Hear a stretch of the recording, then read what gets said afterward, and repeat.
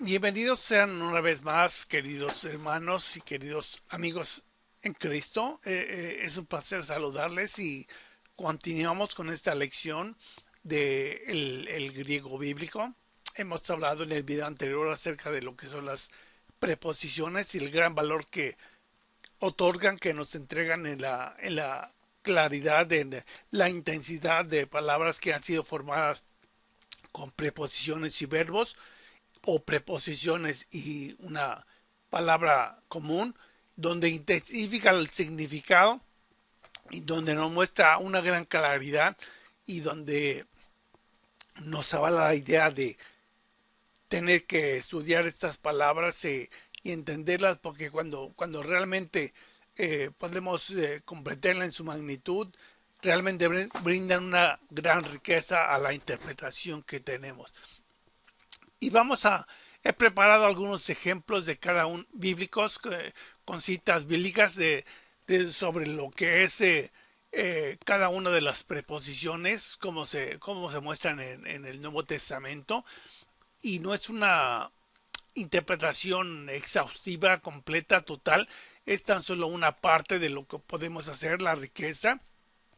Tan solo es una herramienta de lo que podemos generar cuando nos toque enseñar la palabra o predicar o algo relacionado con la escritura, porque brinda esa riqueza y la complementa, tan solo una herramienta, tan solo es como por así, es una parte del todo para hacer la interpretación, pero esta nos genera una gran bendición para poder interpretar más ricamente lo que el texto, lo que Dios quiso darnos a entender con su palabra.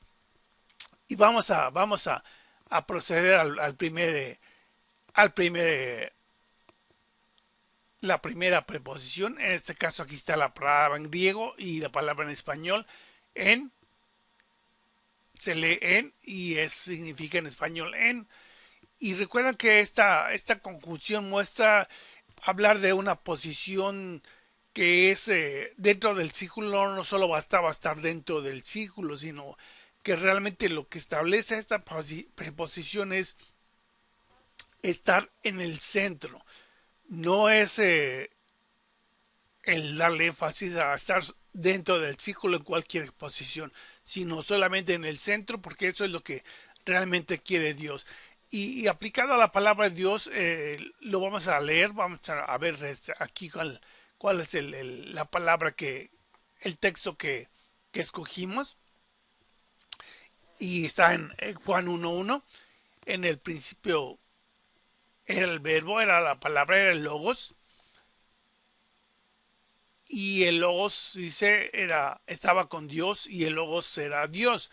Entonces, no solo si vemos dividimos esta sección, en el principio era el logos, y decimos el logos porque no lo traducimos a palabra, aunque significa en griego palabra, logos significa palabra, no debe ser así traducida porque realmente a través de la cultura, a través de la historia, el concepto, este concepto, el logos para los griegos era un concepto realmente fascinante porque era algo, era el que sostenía el universo, era el que dirigía los planetas, el que daba transcurso a este mundo, a este tiempo.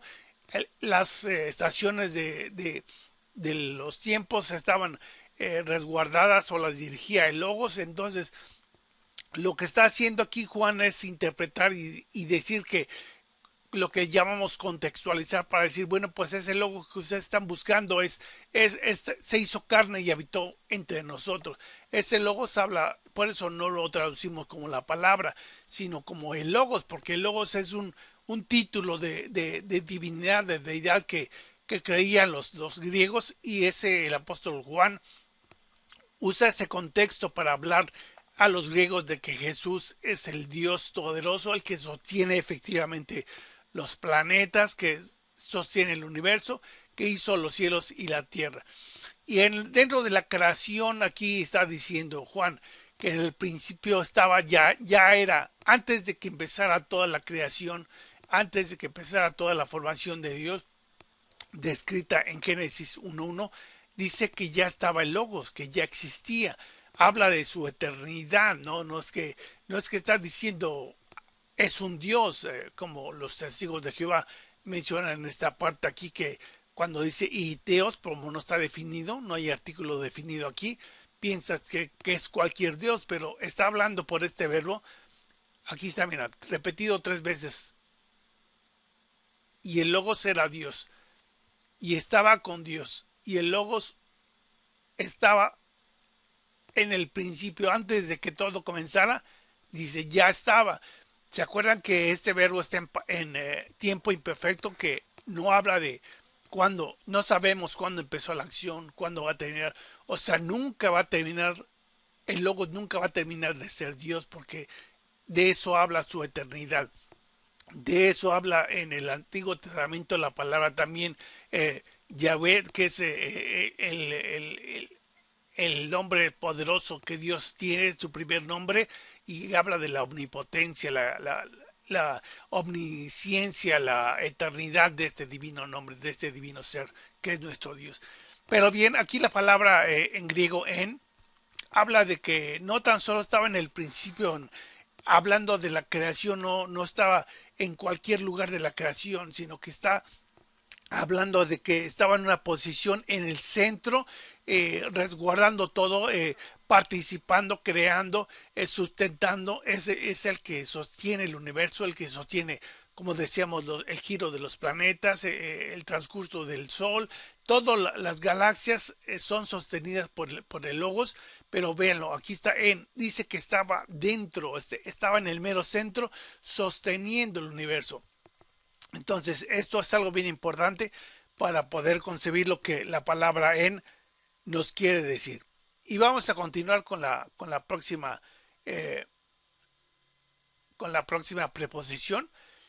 Y la próxima palabra es ek, que significa fuera de. Y vamos a ver qué texto nos... Mateo está en inglés, Mateo 16:18. Y es la confesión que Jesucristo, o la declaración que Jesucristo le hace a Pedro, por la hermosa, cuando ves que le preguntaba qué piensan ustedes que es el hijo el hijo del hombre. Y es cuando Pedro le respondió, le dijo, tú ciertamente eres el hijo de Dios. Y dice, de cierto te digo que tu nombre es Pedro, y sobre esta roca edificaré mi iglesia. Y aquí es donde está la preposición ek, como habíamos hablado en los ejemplos anteriores, eh, que está formado por dos palabras, que es ek, que es la preposición, que está diciendo fuera de, y el verbo klesis, aquí está ya conjugado, pero es el verbo original es klesis, entonces es llamados, llamados fuera, fuera de, fuera de dónde, fuera de este mundo para, para inspirar, para respetar, para impartir la enseñanza de los valores cristianos que Dios quiere que nosotros influyamos en este mundo. Entonces es importante saber lo que Dios quiere de nosotros y a través de la iglesia. Continuamos con la próxima palabra. Y la próxima palabra es la preposición apo, que es desde. Y vamos a, a ver qué cita bíblica hemos escogido. Está en Mateo 13:41 y vamos a usar lo que es la palabra de Dios para que Mateo 13:21, para no errar a lo que es la interpretación 13. Aquí está el 21. Dice, pero no tiene raíz en sí, sino que es de corta duración, pues al venir la aflicción o la persecución por causa de la palabra, luego tropieza. Mateo 13:21.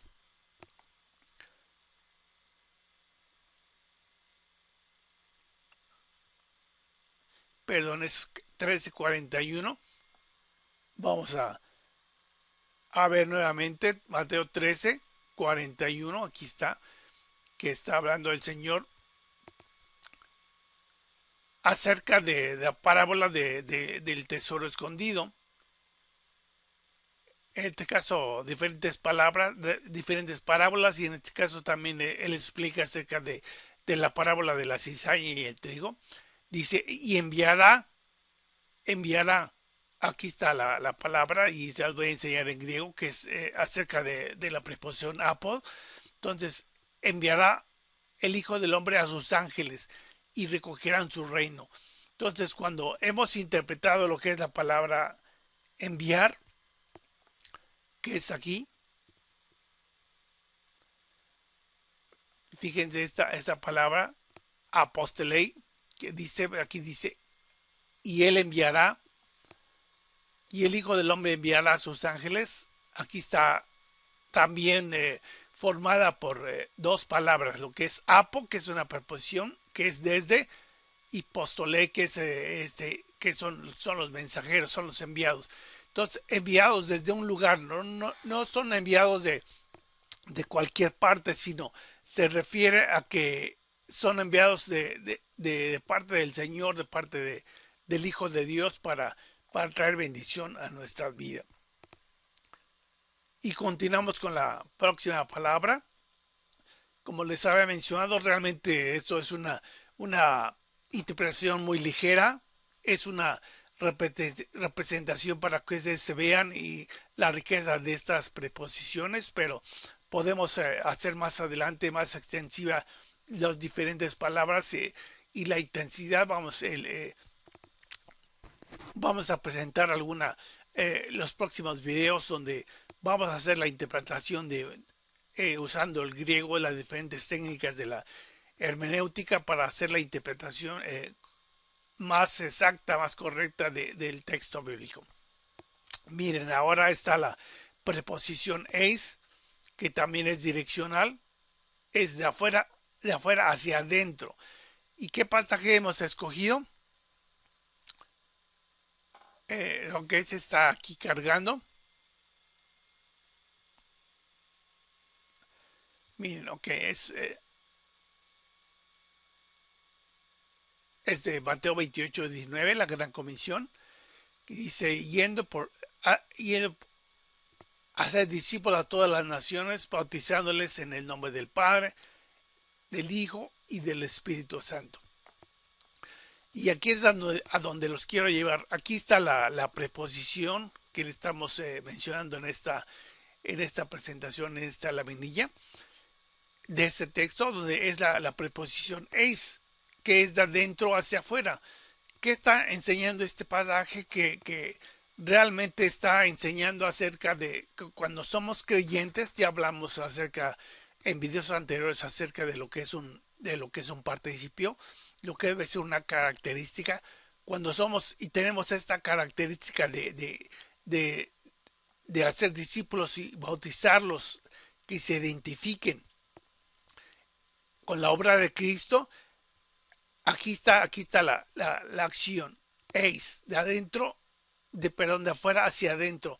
Dice que entonces los vamos a bautizar y dice que en el nombre del Padre y del Hijo y del Espíritu Santo, o sea, dentro de lo que es el nombre de la Santísima Trinidad, dice que estarán dentro del nombre. Es una forma metafórica de decir que estarán bajo. El nombre significaba, no es de que está diciendo que en el nombre del Padre, sino que está diciendo que el nombre general de toda la Trinidad va a haber una protección, va a haber va a ser cubierto el creyente. Entonces, y esto concuerda con partes de las escrituras que dice que seremos protegidos, que no nos faltará nada, como recuerdan lo que dice el Salmo 23.1, acerca de la protección de Dios, de la provisión de Dios. Entonces, este eis habla de entrar de afuera hacia adentro.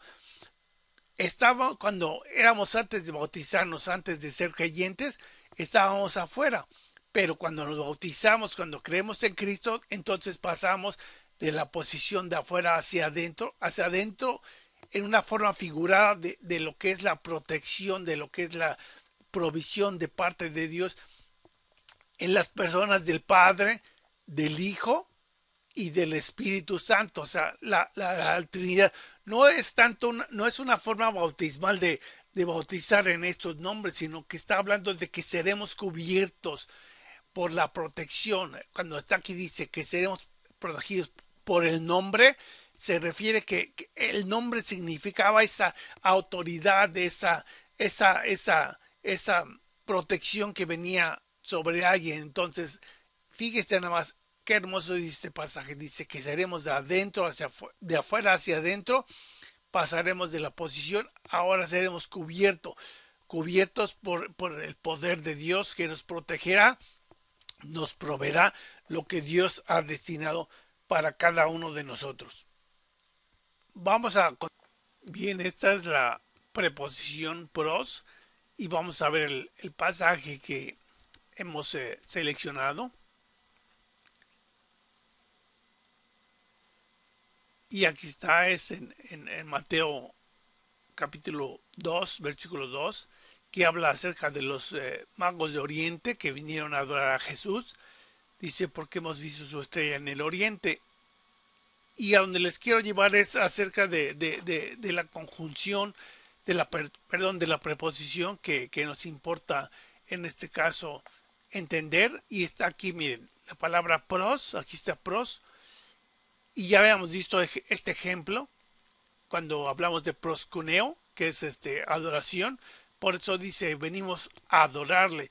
O sea, fíjense qué intensidad tan grande. O sea, que es pros hacia, o también cuneo, que es besar, que es inclinarse, que es rendirle un tributo completo. No es solamente cuestión de que venimos a adorarle, como decir, ok, sí vengo a orar y la posición es indiferente. No, realmente habla inclusive hasta de una posición en la que iban a estar de rodillas, que iban a estar completamente humillados a Jesús, que iban a estar reconociendo su deidad, que iban a estar reconociendo lo que es su soberanía. Entonces, fíjense, el término proscuneo es un término de que se ha confundido, nomás se ha traducido como adorar, pero en ocasiones piensa el creyente que la adoración es como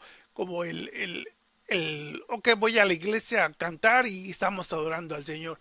No, sino que realmente habla de una actividad continua que es adorar, que es estar viviendo en una forma humilde, sabiendo que siempre que nuestro Dios está por encima de nuestra vida, que está al cuidado de nuestra vida, que está al cuidado de nosotros y que debemos respetarle, que debemos vivir, que debemos obedecer lo que Él nos enseña. Eso es adorar, no se refiere a un hecho congregacional donde se practica el canto con mensajes de adoración a Dios o de exaltar el nombre de Dios, pero se vive una vida completa de pecado. Realmente no implica eso, sino implica una vida de sumisión, una vida de ordenanza, una vida de seguir las enseñanzas que están inmersas en la palabra de Dios. Entonces, el verbo adorar es realmente es importante, es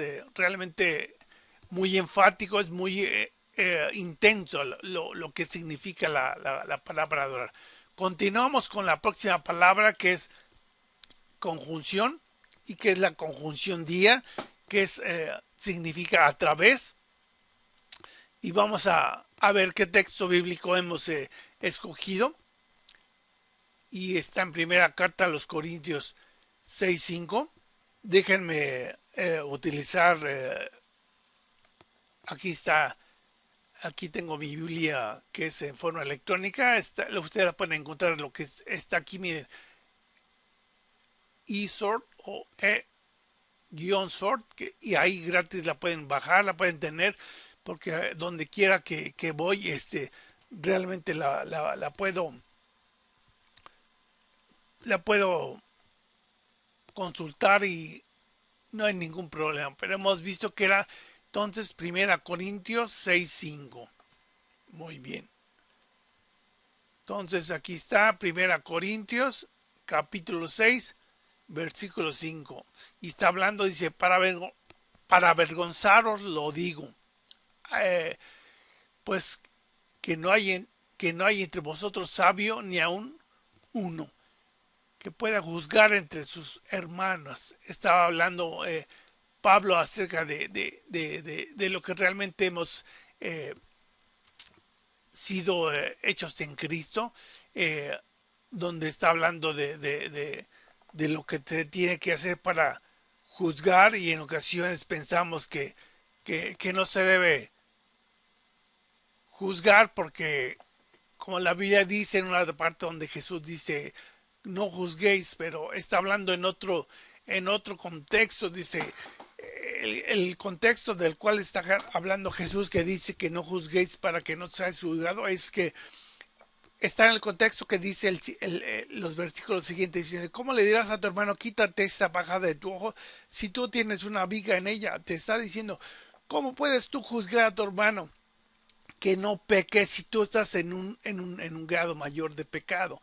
Entonces, realmente no habla de que no tengamos que discernir, que no tengamos que juzgar, sino que no juzguemos tratando de hacer que el hermano sea perfecto, que no tenga errores, cuando nosotros estamos llenos de errores.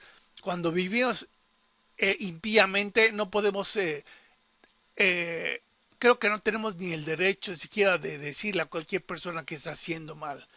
Pero cuando tratamos de vivir en honestidad, en santidad, de lo que Dios nos demanda, creo que existe una actitud correcta de juzgar, pero juzgar lo que es bueno para alabanza y gloria de su nombre. Y bien, aquí está, a ver, déjenme ver, diacrino, aquí está formado por dos palabras, la palabra día, que es la preposición que les quería mostrar, y el verbo crino, está traducido como decidir, pero habla acerca habla acerca de un juicio, de una evaluación. Por ejemplo, cuando se está hablando de las profecías en primera los Corintios también, cuando se está hablando en lengua, dice el apóstol Pablo, ok, dice, traigan profecía, dice, uno, dos, a lo máximo tres, y la demás congregación, ¿qué tiene que hacer? No es que dice glorifiquen a Dios, está diciendo además congregación juzgue. O sea, diacrino es que se haga un juicio acerca de, ¿se acuerda lo que significa la palabra día? Que es, hablando del círculo, que es la medida de extremo a extremo. Entonces juzguen completamente de un lado a otro, sin omitir ninguna parte, lo que esos profetas están hablando. En ocasiones, cuando ejercemos naturalmente un juicio, no vamos a decir, esto no es bíblico, ¿cómo que dicen que se tiene que adorar a un Dios diferente al Dios de los cielos, diferente a Jesucristo? Esto no es posible. Es más, cuando dicen los testigos de Jehová que Jesucristo es un Dios, dice uno, ¿cómo es posible? O sea, no pueden entender. Eso nos dice así la Biblia. Entonces, se hacen juicios, lo que son juicios sanos, lo que son juicios de discernimiento, no para cuando vivimos una vida honesta, cuando vivimos una vida que agrada a Dios, tenemos todo el derecho de hacer una evaluación de lo que es bueno y lo que es malo.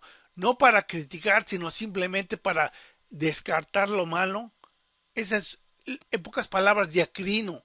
Lo que significa el decidir, el juzgar, es hacer un discernimiento de lo que es bueno, de lo que es malo, con el propósito de rechazar lo malo, no para condenar a los que hacen lo malo, sino para rechazar lo malo, no importando quién lo hace, pero proceder a continuar con las buenas acciones, glorifica el nombre de Dios y ejerciendo lo que Dios nos habla a través de su palabra. Eso realmente es lo importante y el centro de lo que es el juicio. No es simplemente nada más decir tú estás mal porque tú estás mal, cuando realmente nosotros lo llegamos a estar peor que ellos. Pero bien, vamos a la próxima palabra,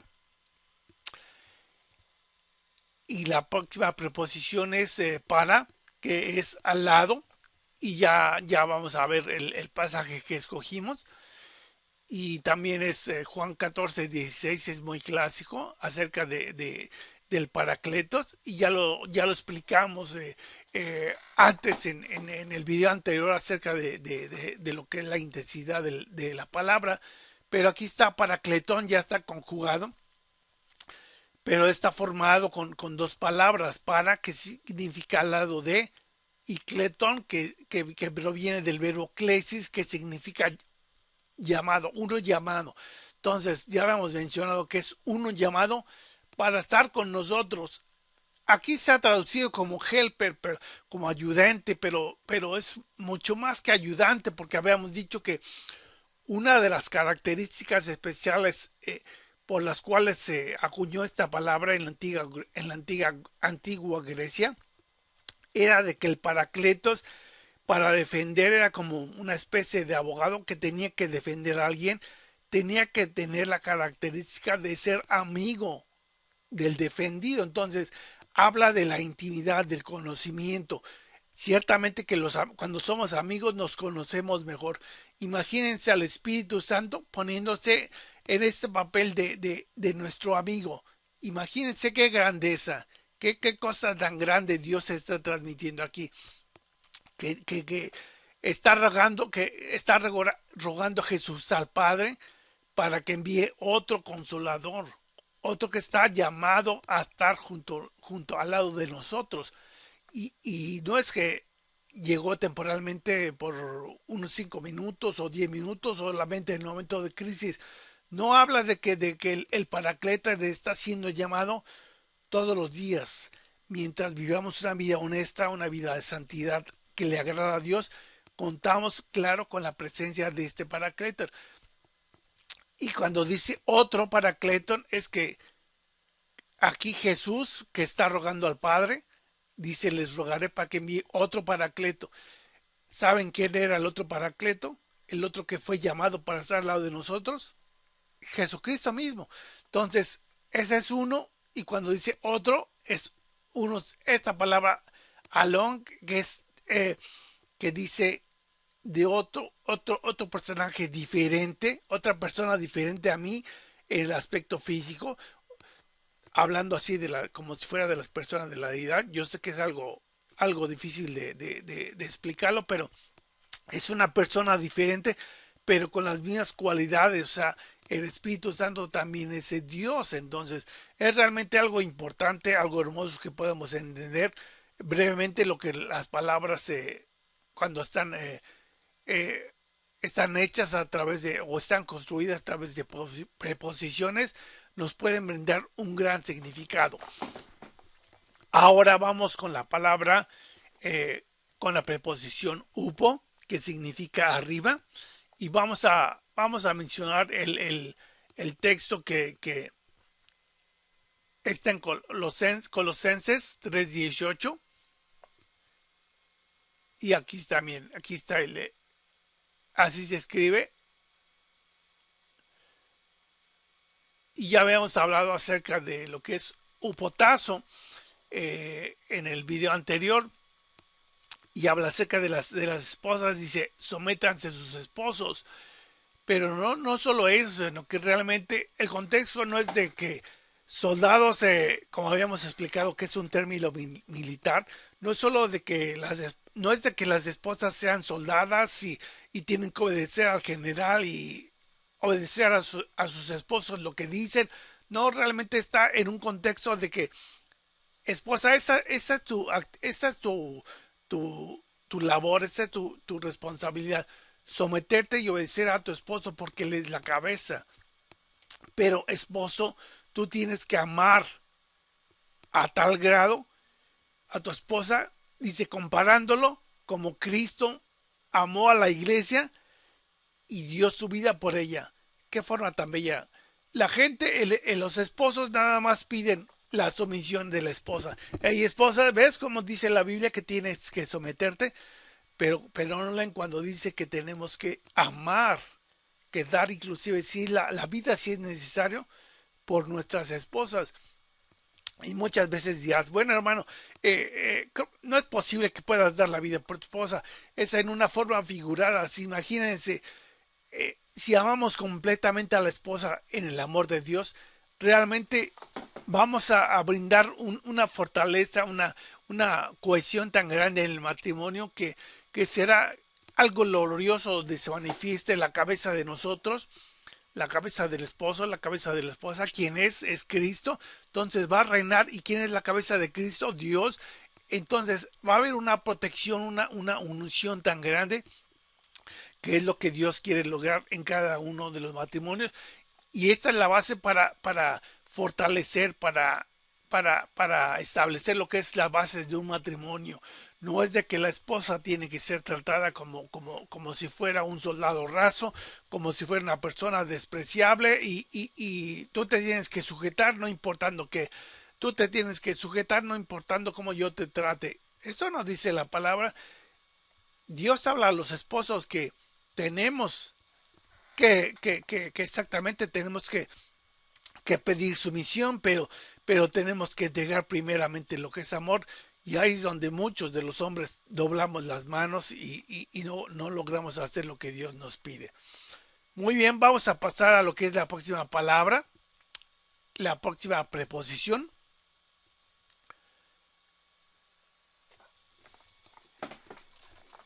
Y es la preposición kata, y es la preposición que significa abajo. También hay palabras hermosas donde vamos a poder ver, está en Hebreos 3:11. Déjenme abrir aquí mi Biblia, Hebreos 3:11. Lo único malo pues es que está, bueno, está en inglés aquí, es nada más lo que son los libros y los libros, pero lo demás está en español. 3:11. Ok. Oh, perdone. 3 versículo 11, aquí está. Por tanto juré en mi ira, cuando Dios dice, al hablando de la gente que no se quiere sujetar, le está recortando a los israelitas lo que los padres de los judíos habían hecho, todos los antepasados, de que no se querían sujetar a Dios. Y está hablando Dios de que está, dice, por tanto, dice, como ellos no obedecieron, dice, por tanto juré en mi ira, no entrarán en mi reposo. Entonces vamos a ver lo que es la palabra, lo que es el texto. Aquí está nuevamente en Hebreos 3:11.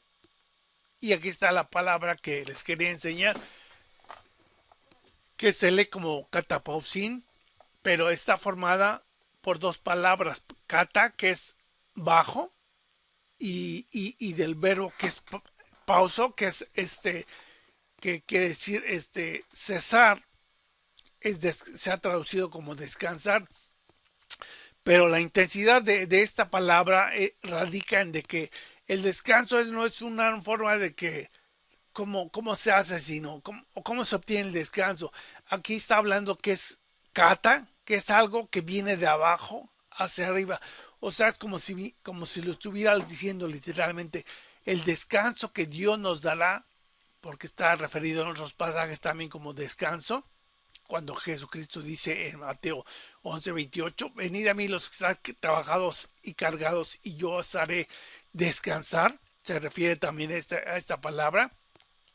Dice, los haré descansar. Ese descanso es como si está creciendo desde abajo, desde la planta de nuestros pies, y nos empieza a recorrer todo nuestro cuerpo, nos sale hasta la punta de la cabeza.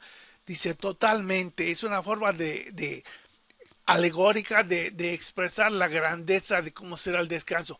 Será un descanso total, será un descanso completo que empieza a fluir desde abajo de nuestro ser hasta lo más alto, que es la punta de nuestra cabeza. Es una forma figurada, pero fíjense cómo expresa pensamientos de la totalidad que en ese tiempo se tenía la grandeza de la expresión del idioma griego. Y dice Dios que nos dará un descanso. Él prometió en este caso, en este contexto de condenar a los que no habían obedecido su ley, dice que él se juró que no entrarían a ese descanso. Dice, no van a entrar a mi descanso. Entonces no van a tener ese descanso total como yo lo prometí que tendrían si obedecieran mis mandamientos. Entonces, esa es una forma bella de entender lo que Dios dice. Vamos a pasar a la próxima palabra, y es la palabra peri, que significa alrededor. Y vamos a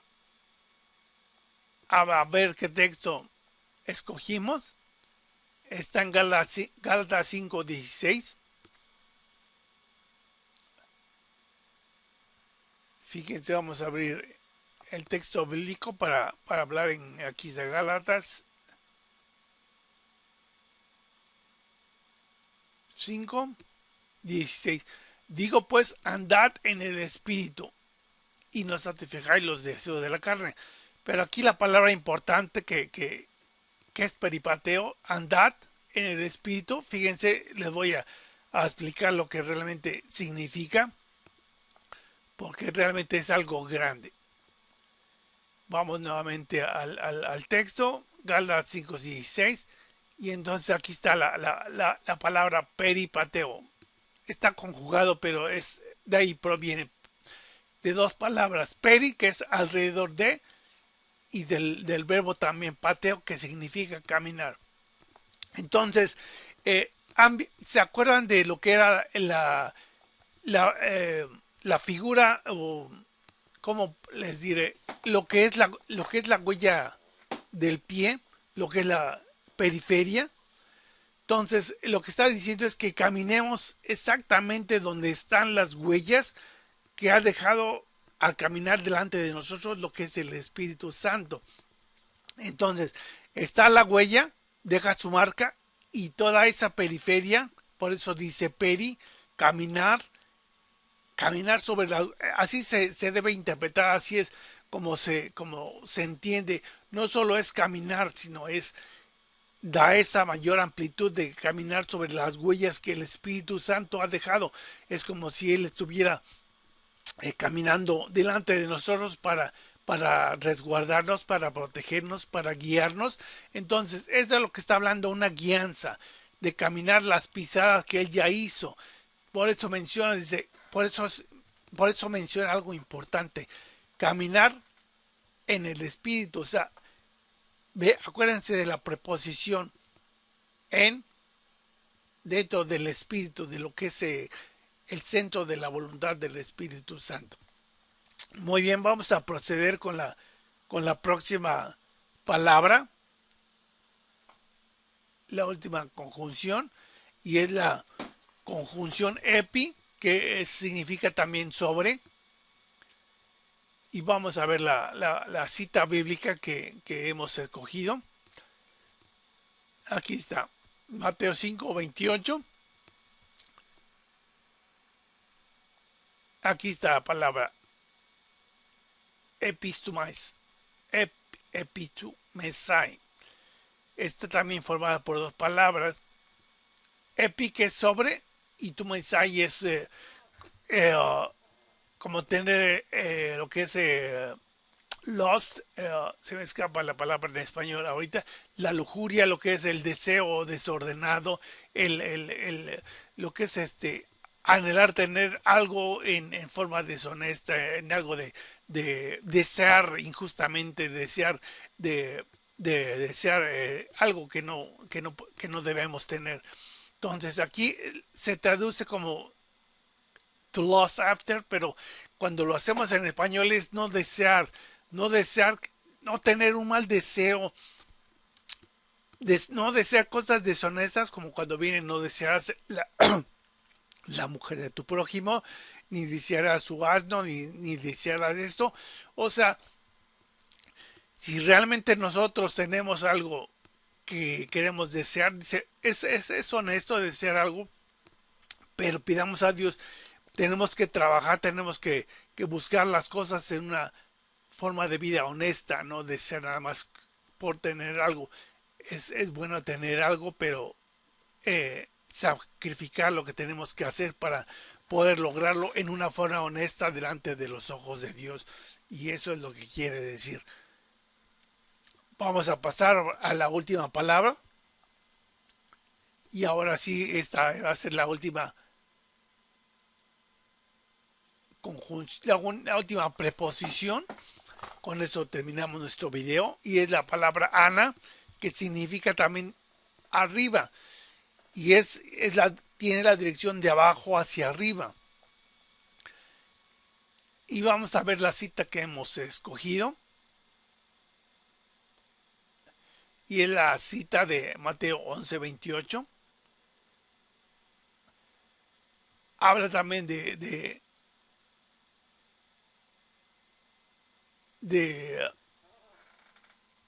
creo que cometí un error cuando les hablé acerca de la preposición kata y les puse la palabra también el res.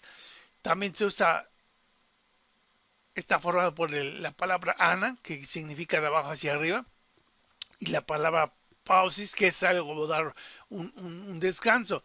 Entonces, también es otra forma de expresar cómo metafóricamente viene el descanso que obtenemos de cuando nos acercamos a Cristo, cuando seguimos su camino.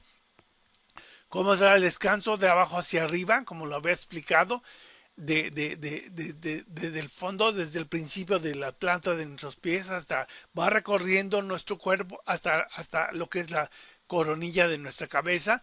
Y cuando hablé de la palabra kata, la preposición kata, que es de abajo, significa dirección de arriba hacia abajo. Entonces es lo contrario, es empezar el descanso, la unción desde la punta de la coronilla de nuestra cabeza, de la parte principal de la cabeza, recorre todo y termina en esta dirección de arriba hacia abajo en kata. En ana es lo contrario, pero nos va dando una mayor, un mayor entendimiento y una mayor convención de lo que son las preposiciones en griego y así hay muchas palabras que tienen un gran significado y que complementan, que identifican el valor de la acción de cada una de las acciones.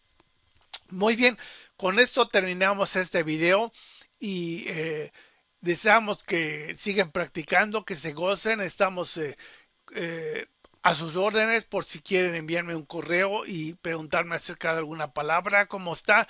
No hay ninguna duda, estamos para servirles y me da un gozo haberles escuchado, perdón, y saber que siguen con nosotros. Que el Señor les bendiga y nos vemos en el próximo video.